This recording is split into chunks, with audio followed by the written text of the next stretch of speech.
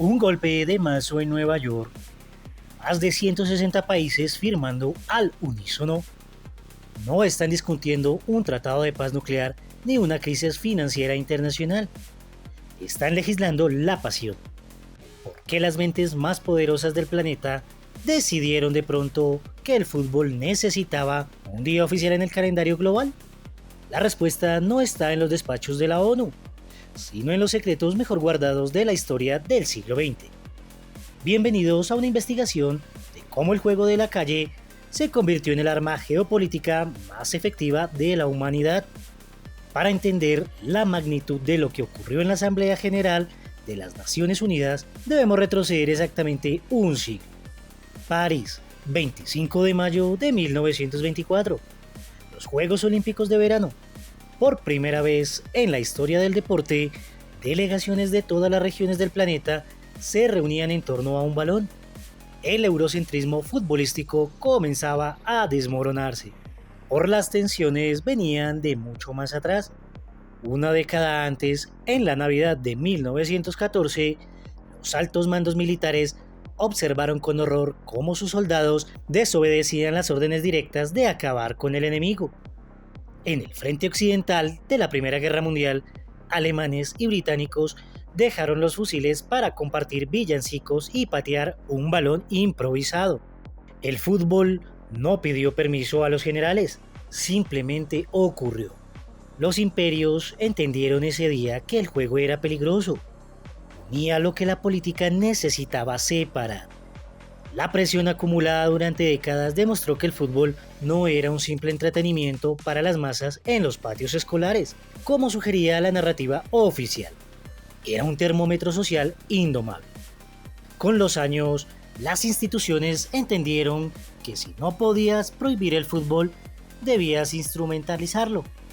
El balón comenzó a ser utilizado para sanar heridas que la diplomacia dejaba abiertas o para camuflar tensiones insostenibles.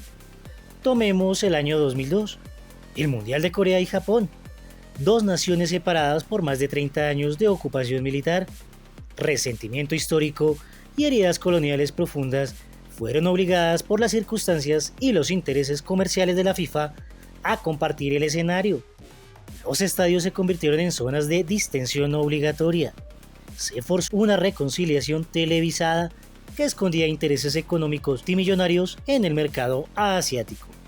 La tensión no hizo más que crecer cuando el fútbol femenino reclamó su espacio en 1991. El primer mundial en China no fue solo un hito deportivo, fue un desafío directo a las estructuras patriarcales y tradicionales del deporte.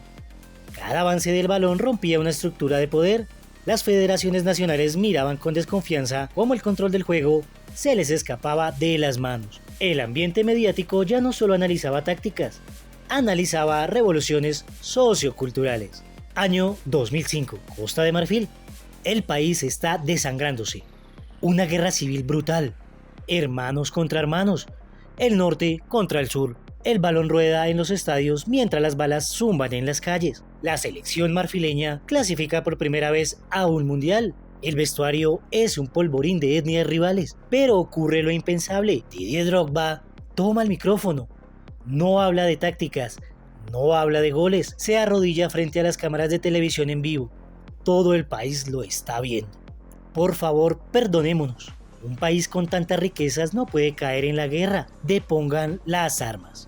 El impacto fue inmediato. Los bandos enfrentados se miraron a los ojos. Las armas se congelaron. El capitán de la selección de fútbol logró lo que las misiones de paz de la ONU no consiguieron en años de negociaciones. En 2007, la paz se firmó oficialmente. El poder real se había desplazado de los palacios presidenciales a los botines de un delantero. El estamento político global quedó en ridículo. La pelota gobernaba la vida y la muerte. Cuando Libia, respaldada por más de 160 países, presentó la resolución ante la ONU para declarar el 25 de mayo como el Día Mundial del Fútbol, el ecosistema de los medios tradicionales y digitales estalló. Las opiniones se dividieron de forma radical. Por un lado, la prensa romántica y las federaciones celebraron el reconocimiento del fútbol como un lenguaje universal indispensable para la inclusión social y la equidad de género.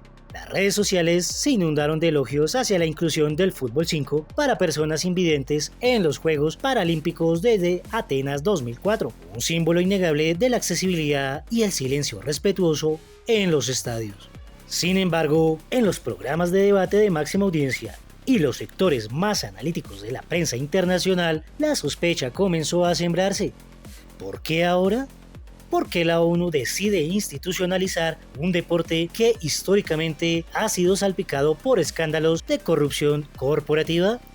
Varios analistas sugirieron que la resolución busca limpiar la imagen de los organismos rectores, utilizando el impacto social del fútbol como una cortina de humo diplomática. Analicemos la letra menuda del documento aprobado por la Asamblea General. La resolución reconoce explícitamente el impacto del fútbol en el comercio, la paz y la diplomacia. No es un homenaje lírico, es un reconocimiento de mercado. El fútbol mueve miles de millones de dólares y tiene la capacidad de penetrar en los territorios más esquivos del planeta. Vayamos al contexto actual de este año 2026. Colombia acaba de anunciar un hito histórico.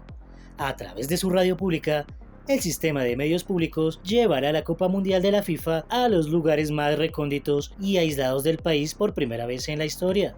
Para lograrlo, han convocado a un equipo mediático de peso pesado. El regreso del legendario y punzante Iván Mejía Álvarez, junto a la narración de Tato Sanint y Carlos Orduz. Esto no es solo un despliegue de entretenimiento. Llevar la transmisión oficial a zonas históricamente golpeadas por el conflicto armado es un acto profundamente político. El Estado utiliza la radio pública y las voces más representadas del país para reclamar soberanía cultural a través del balón.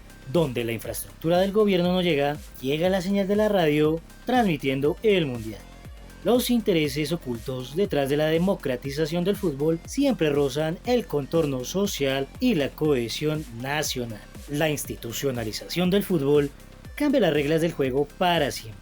Al quedar decretado formalmente por las Naciones Unidas, el fútbol callejero, ese que el embajador Taher El-Soni describió como el juego de las calles, aldeas y patios, entra oficialmente en la agenda de supervisión de los gobiernos y las grandes corporaciones, dejando así 3 puntos importantes para analizar. Pérdida de la inocencia rebelde. El fútbol ya no es un elemento de distracción ajeno al sistema. Ahora es una herramienta de política pública obligatoria. Monetización de la diplomacia. Los países que coauspiciaron la resolución ahora tienen una justificación legal para utilizar fondos estatales en el desarrollo del fútbol bajo la bandera de paz y la cooperación, abriendo la puerta a nuevos contratos comerciales internacionales. Y el fin del fútbol como refugio. Al ser catalogado como una plataforma fundamental de diplomacia, cada partido internacional cargará un peso geopolítico aún mayor. Y esto no terminó con un aplauso en la sala de la ONU. Esto apenas comienza. El fútbol ha sido elevado a los altares de la diplomacia global. Las mismas naciones que muchas veces no logran ponerse de acuerdo para detener el hambre o el cambio climático, aplaudieron unánimemente la satisfacción de un balón de fútbol. Han dicho que el juego nos unirá, que traerá paz a los territorios olvidados y que cerrará las brechas de género. Pero la historia nos demuestra que lo que la política toca suele transformarlo para su propio beneficio. Cada 25 de mayo recordaremos el día en que el deporte rey fue coronado formalmente por las élites mundiales. La gran pregunta queda flotando en el aire. ¿Se ha convertido el fútbol en la última herramienta para liberar a los pueblos de sus tragedias? ¿O es la estrategia perfecta de los poderosos para mantenernos a todos mirando hacia la cancha mientras el mundo real se decide en otra parte? Ustedes tienen la última palabra. Dale like y suscríbete al campeón. Hey, hey, esto